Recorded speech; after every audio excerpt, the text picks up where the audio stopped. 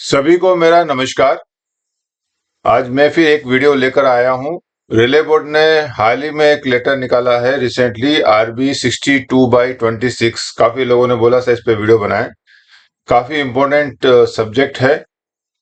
Subject जो है वो रेलवे एम्प्लॉयज के नेम चेंज के ऊपर है कि जनरली देखा जाता है कि रेलवे कर्मचारी जो काफी पहले अभी जो रिटायरमेंट है तो वो लगभग 1985 1985 80s 90s में जो लोग रेलवे में आए थे उस वक्त काफी सिस्टम अलग था। और अभी चूंकि टेक्नोलॉजी आ गई है, काफी ऑनलाइन सब चीजें होती है, तो नाम में हल्का सा भी मिसमैच होता है।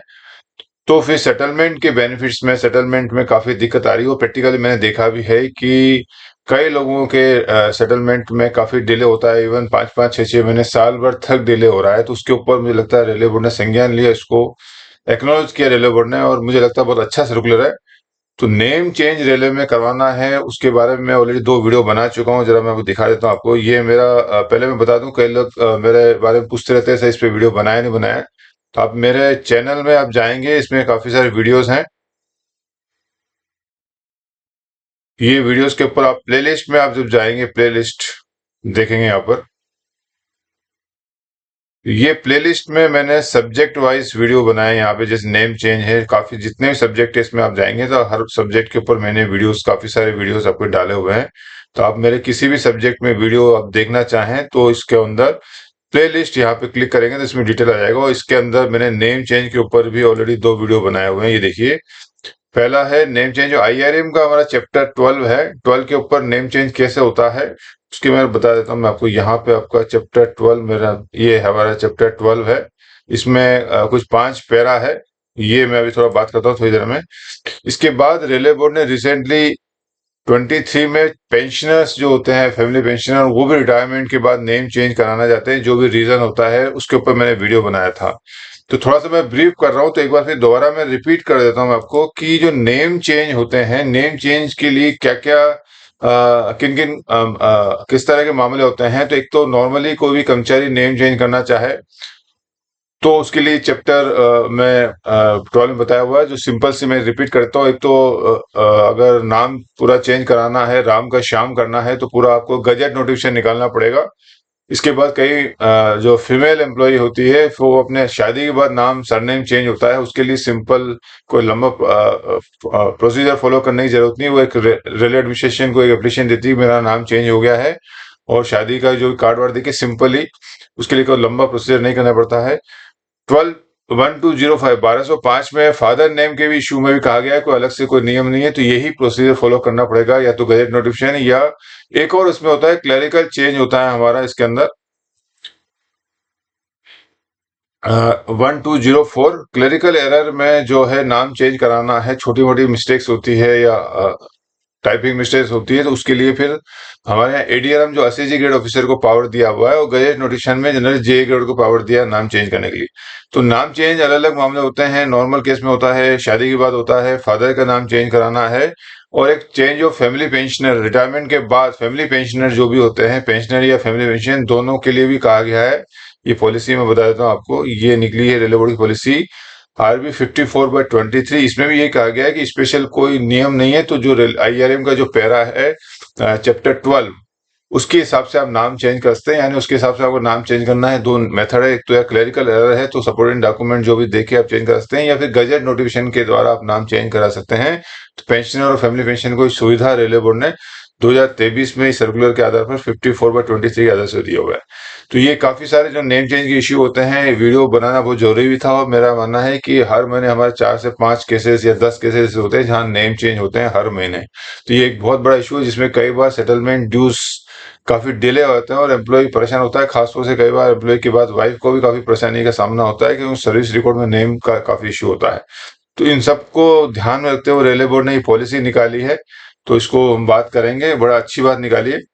तो सब्जेक्ट में कहा गया है reconciliation of name with service record for the purpose of settlement of railway employees. इसको अगर हिंदी में हम बात करें, रेलवे कर्मचारियों के निपटारा सेटलमेंट के उद्देश्य से सेवा अभिलेखों में दर्ज नामों का मिलान सत्यापन किए जाने के संबंध में, यानी कि ये जो पॉलिसी रेलवे बोर्ड ने बनाई है 62, ये पॉलिसी के बाद दोबारा बता दूं कि पॉलिसी जो 1205 सॉरी 12 नंबर का जो चैप्टर है वो उसमें कहीं को चेंज नहीं किया है। तो यानी कि जो मैंने देखा है जो मैक्सिमम हमारे केस होते हैं 90% या 95% केसेस होते हैं उसमें जो नाम चेंज होते हैं वो प्रोसीजर उसके लिए करना है, उसको अभी भी मेरे हिसाब से जो है कंटिन्यू करना है। दोबारा मैं रिपीट करता हूँ, जो भी मैं बोल रहा हूँ ये मेरे अपने विचार है, तो इसको ऑफिशियली ना लिया जाए। तो नेम चेंज की जो प्रोसीजर है इस रेलवे बोर्ड की पॉलिसी के हिसाब से चेंज नहीं हुआ है। नेम चेंज की जो पॉलिसी है वो 12 नंबर चैप्टर में जो मैंने पिछले वीडियो बनाया है वो अभी भी एग्जिस्ट है, उसके हिसाब से ही आपको नाम चेंज कराना है। लेकिन हमारे पास कई बार कुछ ऐसे केसेस आते हैं जिनमें उनके पास सपोर्टिंग डॉक्यूमेंट नहीं होते। कई जैसे विडो है, इलिटरेट है, उनका कोई डॉक्यूमेंट नहीं है। अभी तक जो सिस्टम था गजट नोटिफिकेशन कराना है या 10th की मार्कशीट या स्कूल लिविंग सर्टिफिकेट, जो इलिटरेट होते हैं उनके पास 10th की मार्कशीट नहीं हो पाती, स्कूल लिविंग नहीं हो पाता, वो गजट नोटिफिकेशन निकालने में भी दिक्कत होती है। तो ऐसे केसेस में उनका सेटलमेंट रुक जाते थे। अब रेलवे बोर्ड ने बड़ी अच्छी पॉलिसी की है कि अब आपको जरूरत नहीं। तो अभी भी आपको जो पॉलिसी जो पुरानी है, यानी अगर आपके पास सपोर्टिंग डॉक्यूमेंट है या आप गजट नोटिफिकेशन कराते हैं तो स्थायी तो परमानेंटली आपका नाम चेंज करा सकते हो, उसी को मेथड को फॉलो करना है। लेकिन अगर किसी वजह से आपको दिक्कत आ रही है ऑफिस में तो ये नियम से भी आप अपना सेटलमेंट कर सकते हो। ये रेलवे बोर्ड ने आगे बताया, मैं बता रिपीट कर देता हूँ अभी कि ये जो बताया सिर्फ सेटलमेंट पर्पस में, क्योंकि रेलवे के जो नाम होते हैं कई पर्पस में यूज होते हैं। तो ये जो पॉलिसी है सिर्फ सेटलमेंट ड्यूज में डिले ना हो, टाइमली पेमेंट हो, उसके लिए यही निकाला है। अब मैं पढ़ देता हूँ। Instances have come to the notice of Railway Board where employee having initial based name in service book public record face difficulties at the time of retirement due to a mismatch between the name recorded in service book public service records and those appearing in PAN, Aadhaar and bank records. In many cases, the service book records contain initial based name, whereas PAN, Aadhaar book record contain employees expanded full name. अब इसमें होता यह है कि कईयों के initial का मतलब होता है कि जैसे कोई S.A. रामाकृष्ण लिखा हुआ है, अब S.A. का फुल फॉर्म नहीं है और सर्विस रिकॉर्ड में S.A. लिखा हुआ है, ऐसे फादर का नाम सरनेम कुछ होता है, और आपके जो पान कार्ड आधार कार्ड में उसमें पूरा नाम लिखा है, S का फुल फॉर्म कोई भी सीतारामन, A फॉर कोई भी आदि द्रविड़ कुछ लिखा हुआ है, तो उसमें दिक्कत आ रही थी सेटलमेंट के उसके अंदर। तो रेलवे बोर्ड ने उस चीज को समझा है कि आपका इनिशियल नेम अलग लिखा हुआ है और पूरा नाम आपका अलग है। Consequently, employees are often required to undergo a formal name change of name through publication in the Gazette, government Gazette, submission of an affidavit or modification of Aadhaar, particularly solely for the purpose of generating PPOs and settling retirement benefits. इसको मैं जरा हिंदी में बता दूं, कई लोग हमारे हिंदी में जानकार है। रेलवे बोर्ड के संज्ञान में ऐसे अनेक मामले आए जिसमें सेवा पुस्तिका सेवा अभिलेखों में कठिनाइयों कर्मचारियों के नाम केवल इनिशियल के रूप में, इनिशियल मतलब मैंने बताया जैसे S.A. लिखा हुआ है, सिंपल एक ही वर्ड शब्द लिखा हुआ है, अक्षर बोलते हैं, शब्द तो पूरा होता है, तो केवल इनिशियल के रूप में दर्ज होने के कारण सेवानिवृत्ति के समय कठिनाइयां उत्पन्न होती है। सेवा पुस्तिका अभिलेखों में दर्ज नाम तथा पान आधार बैंक अभिलेखों में दर्ज नाम में असमानता पाई जाती है। नाम अलग अलग जगह अलग अलग लिखे हुए हैं। ऐसा भी देखने में आया है कि मैंने मैक्सिमम केसेस में देखे हैं कि पान कार्ड में नाम अलग चल रहा है, आधार कार्ड में अलग चल रहा है और इलेक्शन कार्ड में अलग चल रहा है और सर्विस रोड में अलग चल रहा है, यानी 4 डॉक्यूमेंट में 4 अलग नाम चल रहे हैं। इसमें एक बात और नहीं की गई है, वो मैं अभी बता दूं आपको। डेट ऑफ बर्थ भी मैं देखता हूँ, स्पेशली वाइफ एम्प्लॉय के जनरली डेट ऑफ बर्थ में इशू उतना नहीं होता है, लेकिन जब वाइफ का नाम डालता है तो लोग ध्यान नहीं देते हैं। वाइफ के नाम में भी अलग अलग अलग नाम, अलग अलग रिकॉर्ड, जैसे पान कार्ड में अलग नाम चल रहा है, इलेक्शन कार्ड में अलग चल रहा है, आधार कार्ड में अलग चल रहा है, इवन डेट ऑफ बर्थ भी मैंने देखा है 2-2 3 दिन डेट ऑफ बर्थ वाइफ की चल रही है। तो इसमें इस लेटर के माध्यम से रेलवे बोर्ड ने यही कहा है कि आपकी जितने भी रिकॉर्ड है उसमें नाम सेम होना चाहिए, स्पेलिंग सभी में एक होना चाहिए, इनिशियल नहीं होना चाहिए। पूरा नाम है तो पूरा होना चाहिए। अगर आप इनिशियल वाले नेम को ही कंटिन्यू करना चाहते हैं तो उसको ही कंटिन्यू करें, लेकिन सभी रिकॉर्ड्स में आधार कार्ड, पान कार्ड, जितने भी आईडी कार्ड है, आपके इलेक्शन कार्ड है और सर्विस रिकॉर्ड, उसमें सेम एक ही नाम होना चाहिए। सिमिलरली वाइफ का नाम है, बच्चों के जो नाम है उनके नाम और डेट ऑफ बर्थ भी सेम होने चाहिए सभी डॉक्यूमेंट में। वो आप इंश्योर कर लें ताकि आपको इन फ्यूचर किसी की तरह की समस्या आपकी ना हो और आपके जो भी मामले हैं टाइमली आपके पूरे हो जाए। परिणाम स्वरूप कर्मचारी को केवल पीपीओ जारी करने और सेवानिवृत्ति लाभों के निस्तारण के लिए राजपत्र में नाम परिवर्तन प्रकाशित कराने अथवा आधार विवरण में संशोधन कराने जैसी औपचारिक प्रक्रियाओं से गुजरना पड़ता है। तो जैसे मैंने बताया है कि कई बार काफी सारा लंबा प्रोसीजर होता है, जैसे गैजेट नोटिफिकेशन कराना पड़ता है सिर्फ सेटलमेंट बेनिफिट के लिए। तो अगर वो आप करवा देते हैं, मैं समझता हूँ बेस्ट ऑप्शन है, अगर करवा सकते हैं जरूर करवाइए, अगर लेकिन नहीं करवा पाते तो ये पॉलिसी उन्हीं लोगों के लिए है। इस विषय पर विचार करने के उपरांत ये निर्णय लिया गया कि यदि इनिशियल्स का विस्तार एक्सपेंशन, मतलब एस का जैसे आप सीतारमन करना है आपको, तो विस्तार वेद दस्तावेज प्रमाण द्वारा समर्थित है तो इसे नाम परिवर्तन नहीं माना जाएगा, अतः भारतीय रेलवे में निम्नलिखित निर्देश समान रूप से लागू किए जाएंगे। इसको इंग्लिश में पढ़ता हूँ। The matter has been examined and it has been decided that the expansion of initial when supported by documentary evidence shall not be treated as a request for change of name. Accordingly, the following instructions shall be followed uniformly across Indian railway. यानी आपकी initial जो है S और ए लिखा हुआ है, अगर उसको एक्सपेंशन करते हैं, पूरा करते हैं, उसको चेंज ऑफ नहीं नेम नहीं माना जाएगा। अगर वो आपको सपोर्टिंग डॉक्यूमेंट आप दे रहे हैं, यानी आपके पास 10th की मार्कशीट है या जो भी 12th की है, कॉलेज की वो मार्कशीट है, स्कूलिंग सर्टिफिकेट है, सपोर्टिंग डॉक्यूमेंट दे रहे हैं ऑफिशियल जो है, तो फिर आपको उसको चेंज ऑफ नेम नहीं माना जाएगा। उस पर रेलवे बोर्ड ने गाइडलाइंस बनाई है। पहला ए में कहा है expansion of initial employees having initial based name in their service book public records may on a one time basis get their expanded full name recorded in the service book service records। इसको हिंदी में बता देता हूं आपको।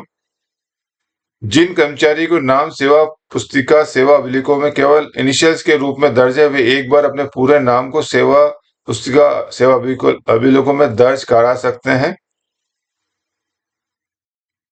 The expanded full name recorded in service book record shall treated only for expansion of initial and shall not be construed as change of name।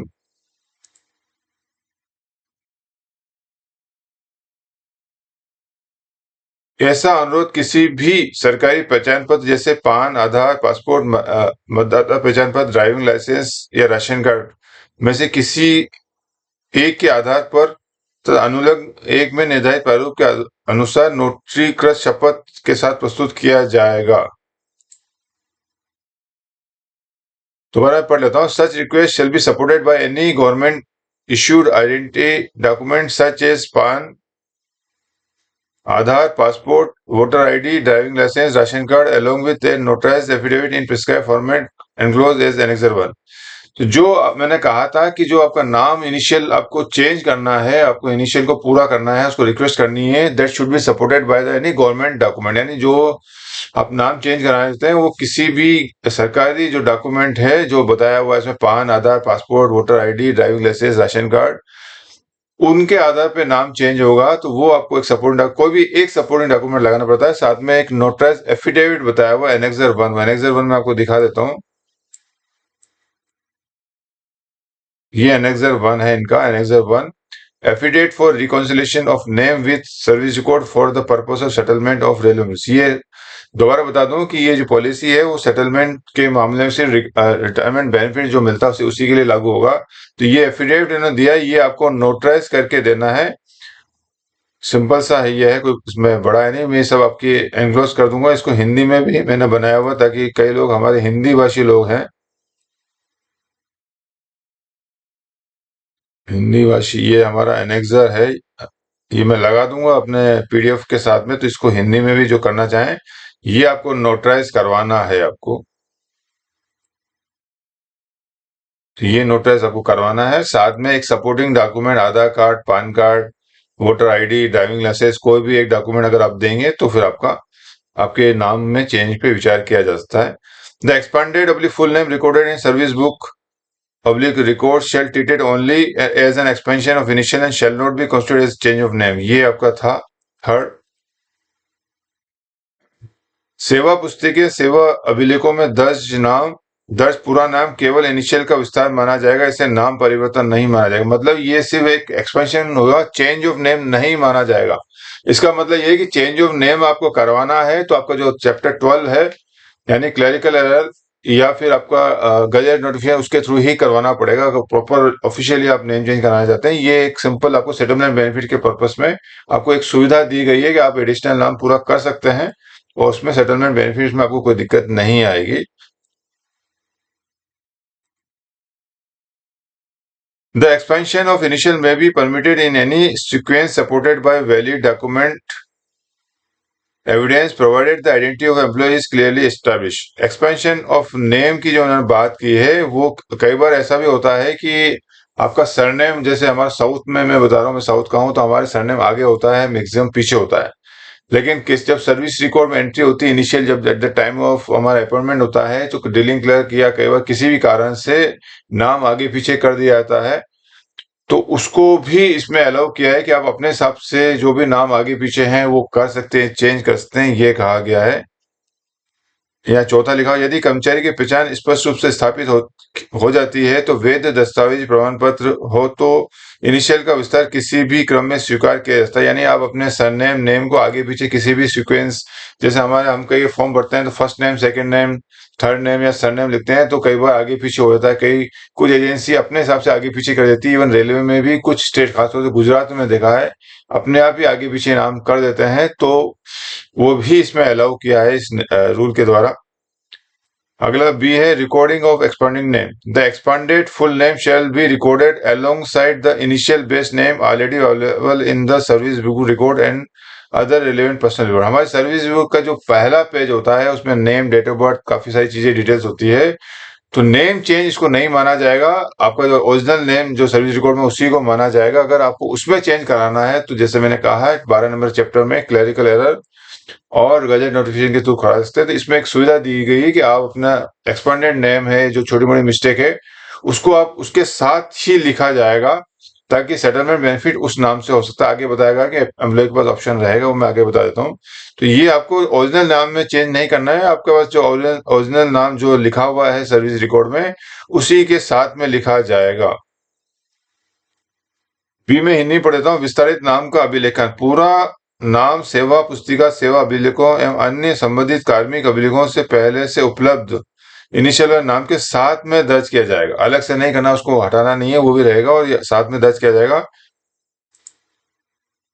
Suitable entry shall also be made in HRMS as and when the required provision becomes available। HRS में भी इस तरह की अब सुविधा उपलब्ध कराई जाएगी कि आपको जो ओरिजिनल नेम है उसके साथ में एक एडिशनल नेम का प्रोविजन दिया जाएगा।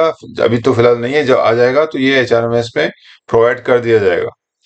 Name to be reflected in PPO, where an employee has both an initial base name and an expanded full name duly recorded in the service record, the name to be reflected in the pension payment order PPO shall be the one opted by the employee subject to the submission of supporting document evidence and notarized affidavit in the prescribed format। तो इस policy के हिसाब से जो लोग supporting document साथ में annexure भर के नोटराइज करा के जब देते हैं, तो जैसे उनका नाम, एडिशनल नाम ऐड कर दिया जाता है along with the original name, तो जब रिटायरमेंट होगा उनके पास ऑप्शन होगा कि वह दोनों में से जो भी नाम है उस नाम के आधार पर अपना PPO मांग सकते हैं। माइनर नेम डिस्क्रिपेंसीज जो होगी हमारी, नाम में मामूली अंतर, the cases involving only minor discrepancies such as, जो छोटी छोटी माइनर मिस्टेक्स होती है हमारी, उसके बारे में कहा गया है। क्या क्या होती है? The use of initial and abbreviation in place of full name. हमारे जैसे मैंने नाम में शुरू में बताया कि पूरे नाम लिखने के जैसे हम शॉर्ट नेम लिखते हैं। Minor spelling variation not affecting the identity of employees, इसको मैं हिंदी में पढ़ देता हूँ। पूरे नाम के हिसाब से इनिशियल या संक्षिप्त नाम का प्रयोग करना। स्पेलिंग में मामूली अंतर जिसमें कर्मचारी की प्रभावित ना होती हो। प्रथम नाम, मध्य नाम, उपनाम के अंतर, जैसे मैंने कहा था आगे पीछे अगर हो गया है तो वो भी एक छोटी मोटी मिस्टेक मानी जाएगी। तो इन सभी मामलों में notarized affidavit in the prescribed format declaring that the different name formats pertain to one and same person may also be accepted for establishing the identity of the employee for generation of PPO and settlement permits। ये आपको employ द्वारा जो छोटी मोटी गलतियां बताइए, 3 तरह की गलतियां बताइए, तो उसमें ऐसी स्थिति में निर्धारित प्रारूप में नोटरी का शपथ पत्र, जिसमें ये घोषित किया गया है कि विभिन्न नाम प्रारूप में एक ही व्यक्ति से संबंधित है और पीपीओ जारी करने और सेटलमेंट के उद्देश्य से कर्मचारी की पहचान स्थापित करने हेतु स्वीकार किया जा सकता है। ये एक सुविधा किया है, उसमें घोषणा करना पड़ेगा कर्मचारी को, ये सारे हमारे एक ही नाम है मेरे। Mandatory recording of expanding name. All newly appointed employees having initial base name shall furnish their expanded full name through the prescribed notarized affidavit in at the time of joining. अब रेलवे बोर्ड ने एक नया दिशा निर्देश जारी किए हैं, instruction जारी किए कि जितने भी न्यूली अपॉइंटेड होंगे अभी आरआरबी से आरआरसी जो बंदे होंगे उनको अपना जिनके इनिशियल नेम है उनको अपना पूरा एक्सपोनेंट नाम एक नोटिस जैसा अभी एनेक्सर 1 में बताया गया है उसके अंदर भर के आपको पूरा नाम बताना पड़ेगा eight the time of joining.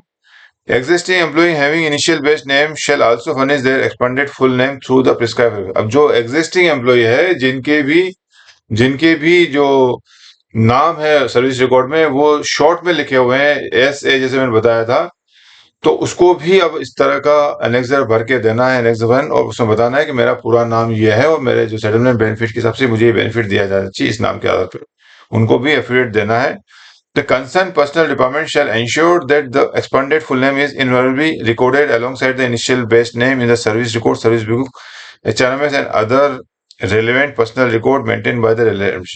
अब ये जो पर्सनल डिपार्टमेंट हमारे कार्मिक शाखा है उसकी भी ये ड्यूटी है कि कर्मचारी जितने भी कर्मचारी उनके डिवीजन में या वर्कशॉप में काम करते हैं उनके सर्विस रिकॉर्ड में अगर एब्रिविएशन वाला नाम है शॉर्ट नाम है एस सिर्फ अक्षर लिखा हुआ है तो उनको जो एम्प्लॉय को है गाइड करना है बताना है उनसे नोटराइज एफिडेविट लेना है और इंश्योर करना है कि सर्विस रिकॉर्ड में उनका एक्सपेंडेड नाम भी लिखा गया है ताकि सेटलमेंट में किसी तरह डिले या असुविधा ना हो. इसको हिंदी में पढ़ देता हूं मैं. एफ से पहले पूरे नाम का अनिवार्य अभिलेखन. भविष्य में नियुक्त होने वाले सभी कर्मचारी जिनके नाम में इनिशियल में होंगे वे नियुक्ति के समय निर्धारित प्रारूप में नोटिकृत शपथ पत्र के माध्यम से अपना नाम प्रस्तुत करेंगे. एक बार दोबारा रिपीट कर दूं कि ये जो नए अपॉइंटमेंट होने वाले हैं उसके लिए कहा गया है जिनके नाम रिकॉर्ड में एब्रिविएशन इनिशियल लिखा हुआ है एस इस तरह का लिखा हुआ है तो उनको नोटिस कराना है लेकिन जनरली ऐसा कम होता है पूरा नाम ही होता है. इवन मेरे जो नाम था खुद का नाम उसमें जो था एब्रिविएट था छोटा था वाई जैसे मेरा सरनेम है वाई राधेश्याम तो वाई लिखा था. मेरे सारे डॉक्यूमेंट्स जो थे 10th 12th कॉलेज के सब डॉक्यूमेंट में वाई लिखा था तो मुझे थोड़ी दिक्कत आई थी. हालांकि मैंने करवा लिया अपना नाम चेंज करवा लिया पूरा नाम करवा लिया है क्लरिकल एरर में दिखा के सपोर्टिंग डॉक्यूमेंट दिखा के. तो कई बार जो क्लरिकल एरर में दिखाना होता है तो हायर अथॉरिटी भी आपके 10th और 12th की मार्कशीट मांगती है जिसमें कि पूरा नाम हो लेकिन मेरे रिकॉर्ड में भी पूरा नहीं था तो ऐसे मामले में दिक्कत आती है. तो जिनके नाम एब्रिविएटेड नाम है यानी शॉर्ट में नाम है सिर्फ उन्हीं को देना है. हालांकि मैंने देखा मैक्सिमम केसेस में पूरा ही नाम होता है बहुत कम जगह ऐसा होता है कि शॉर्ट नेम होता है लेकिन अगर किसी का पूरा नाम नहीं सिर्फ इनिशियली लिखा हुआ है तो उनको नोटिस देना. बाकी अगर नहीं है तो फिर देने की जरूरत नहीं है. सिमिलरली जिन कर्मचारियों के पूरे नाम हैं सर्विस रिकॉर्ड में उनको दिक्कत नहीं लेकिन जिनके नाम एब्रिविएट नाम है. एक और मैं बताना चाहूंगा कि मैक्सिमम एम्प्लॉय का मामले में देखा है कि कईयों को मालूम ही नहीं है कि उनके सर्विस रिकॉर्ड में क्या नाम है. तो मैं इस वीडियो के माध्यम से ये सबको बताना चाहूंगा कि प्लीज अपना नाम देख लें सर्विस रिकॉर्ड में. अगर नहीं पता चलता है तो आप आरटीआई का फायदा उठाएं. अपने सर्विस रिकॉर्ड की कॉपी मैंने कई बार पहले भी वीडियो में बताया हुआ है कि हर कर्मचारियों को अपने सर्विस रिकॉर्ड की कॉपी हर 5 साल में आरटीआई के थ्रू मांग के अपने पास उसकी कॉपी रखनी चाहिए. कई हमारे ऐसे केसेस होते हैं कि सर्विस शीट खो जाती है फिर बाद में भी डिले होता है. ये रेलवे बोर्ड की जो पॉलिसी बनाई है रेलवे बोर्ड का हमेशा पॉजिटिव अच्छा रिस्पॉन्स रहता है कि कर्मचारियों को सही समय पे पूरा उनको सही से लाभ मिल जाए. मेरा भी ये चैनल चलाने का उद्देश्य यही है कि जितने भी रेलवे कर्मचारी हैं उनको जितने भी रेलवे बेनिफिट्स मिलते हैं इंक्लूडिंग सेटलमेंट बेनिफिट उनको टाइमली मिल जाए. तो मेरी अगर आप बात माने तो अपने सर्विस रिकॉर्ड की कॉपी हर 5 साल में एक बार आरटीआई के थ्रू उसकी सर्टिफाइड कॉपी मांग ले ताकि कभी अनफॉर्चुनेटली आपकी सर्विस मिसिंग हो किसी वजह से तो आपको सेटलमेंट ड्यूज में डिले ना हो. मैं कई बार बोल चुका हूं लेकिन अभी भी मैंने देखा है कई लोग आते हैं सर सर्विस शीट खो गई है आते हैं फिर काफी डिले होता है. तो मैं जो कहना चाह रहा था कि अपनी सर्विस शीट मांग के एक बार चेक कर लें कि सर्विस शीट में क्या नाम लिखा हुआ है और जो नाम लिखा हुआ है अगर छोटा नहीं है पूरा नाम है लेकिन पूरा नाम में भी आपके सर्विस रिकॉर्ड में नाम अलग है और आपके आधार कार्ड पैन कार्ड में नाम अलग है तो आप पहले डिसाइड कर लें कि क्या नाम आपको चाहिए और समय रहते हैं टाइमली अपने नाम को सभी जगह सारे डॉक्यूमेंट में एक कर लें ताकि भविष्य में किसी तरह की डिले ना हो. मेरा जो एक्सपीरियंस है जो हमारा ह्यूमन जो नेचर होता है जो भी हमारी लाइफ में जो समस्या आती है चाहे ऑफिशियल हो चाहे हेल्थ रिलेटेड इशू है कोई इशू है उसमें 80 से 70% मामले में हम ही रेस्पॉन्सिबल होते हैं, हम टाइमली एक्शन नहीं लेते हैं। चाहे हेल्थ का इश्यू है, जैसे मैंने पिछले वीडियो में बताया हुआ है कि आपको हेल्थ के लिए सुबह मॉर्निंग वॉक करना चाहिए, जो जितना जरूरी है उतना ही खाना चाहिए और अच्छी चीजें खानी चाहिए, फास्ट फूड नहीं खाने चाहिए, कोल्ड ड्रिंक्स नहीं पीनी चाहिए। ये सब चीजें हम करेंगे तो हम हेल्दी रहेंगे। सिमिलरली ऑफिशियल के मामले में भी आपको जो जो करना चाहिए टाइमली अगर वो करते हैं तो आपकी लाइफ जो है स्मूथली अच्छे से जाएगी। तो मैं दोबारा इसको कहना चाहूंगा कि सभी कर्मचारी अपने सर्विस रिकॉर्ड जो है उनमें देख के इंश्योर कर लें कि उनके नाम सही है, अगर नहीं है तो नोटराइज एफिडेविट करके नाम ठीक करवा लें। इसके बाद एफ में लिखा हुआ है modification in HRMS, the centre for railway information system CRIS shall make suitable modification in the HRMS to provide a separate field name employee's full name without initial for capturing the expanded full name of employee for record purpose only so that the same may be used for generation of PPO if opted by the employee। ये जो para F है ये हमारे लिए नहीं है, ये HRMS जो क्रिस ऑर्गेनाइजेशन है उसको रेलवे बोर्ड ने इंस्ट्रक्शन दिया है कि वो एचआरएमएस में एक सेपरेट फील्ड बनाए जिसमें कर्मचारी के पूरा नाम लिखने की सुविधा हो ताकि सेटलमेंट रिटायरमेंट टाइम पे दिक्कत ना हो। जी में है प्रिवेंटिव मेजर, रक्षात्मक उपाय, प्रिवेंटिव को बोलेंगे निवारक उपाय। As a common practice employee open a joint bank account with their spouse shortly before retirement to receive pensionary benefit and other settlement dues। एक साधारण प्रक्रिया की तरह जो कर्मचारी रिटायर होने वाले होते हैं उनको एक जॉइंट अकाउंट खुलाना पड़ता है बैंक में अपने वाइफ के साथ में, ताकि उनको सेटलमेंट बेनिफिट मिल पाए और बाकी बेनिफिट मिल पाए। At the time of opening such bank account staff and welfare inspector जो वेलफेयर इंस्पेक्टर होते हैं shall advise employee to maintain uniformity of their name across the service records PAN Aadhaar bank record. तो जो W welfare inspector होते हैं वो जो form भरते हैं कर्मचारियों के, वो कर्मचारी को जो बताएं एम्प्लॉय को कि उनके सभी नामों में एक रूपता होनी चाहिए, यूनिफॉर्मिटी होती है। जैसे मैंने बताया कि अभी रेलवे बोर्ड भी सिर्फ एम्प्लॉय की बात करता है, सिर्फ मैं हूं जो काफी आगे की बात कर रहा है। इसमें कभी वाइफ के बारे में बात नहीं की जाती कि वाइफ के नाम भी सभी रिकॉर्ड में एक होते हैं। लेकिन ये मैं हमेशा जो मेरे पास जो केसेस आते हैं वेलफेयर इंस्पेक्टर, जब मैं लेक्चर लेता हूँ उनको कहता हूँ सिर्फ एम्प्लॉय का नाम नहीं, एम्प्लॉय की वाइफ, उसके बच्चों के नाम, जिनको भी बेनिफिट मिलने वाला है, स्पेशली डॉटर के नाम जो होते हैं उन सभी के नाम सभी रिकॉर्ड में सेम होने चाहिए। ये आप वेलफेयर इंस्पेक्टर की ड्यूटी बनती है। हालांकि मैं जानता हूँ कि मेरे कई वेलफेयर इंस्पेक्टर मेरे वीडियोस देखते हैं, कई लोग वेलफेयर इंस्पेक्टर बने हैं। मुझे लगता है पूरे इंडिया में आज के तारीख में काफी सारे सैकड़ों वेलफेयर इंस्पेक्टर मेरे वीडियो देखकर वेलफेयर इंस्पेक्टर बने हैं, तो आगे भी वो देख रहे हैं। तो मैं उन सबको इस वीडियो के माध्यम से यही कहना चाहूंगा कि जब आप सेटलमेंट फॉर्म भरते हैं तो उनको आप गाइड कीजिए कि एम्प्लॉय के साथ साथ वाइफ, उनके बच्चों के भी सभी रिकॉर्ड्स में नाम पूरे होने चाहिए और सही होने चाहिए और सिमिलर होने चाहिए। और साथ में डेट ऑफ बर्थ का भी मैं बताऊंगा कि जो मेरा एक्सपीरियंस था, वाइफ की डेट ऑफ बर्थ जो होती है वो डिफरेंट होती है, तो आपको सभी डॉक्यूमेंट्स में नाम, डेट ऑफ बर्थ और बाकी जो डिटेल्स हैं वो भी सेम रहे तो अच्छा रहेगा, काफी दिक्कत नहीं होगी। Such timely guidance will substantially reduce instances of name mismatch at the time of retirement and in many cases obviate the need of formal change of name or submission of notarized affidavit। इस प्रकार समय पर दिया गया मार्गदर्शन सेवानिवृत्ति के समय नामों में असमानता की घटनाओं को काफी हद तक कम करेगा और अनेक मामलों में औपचारिक नाम परिवर्तन अथवा नोटरिक शपथ पर प्रस्तुत करने की आवश्यकता भी समाप्त हो जाएगी।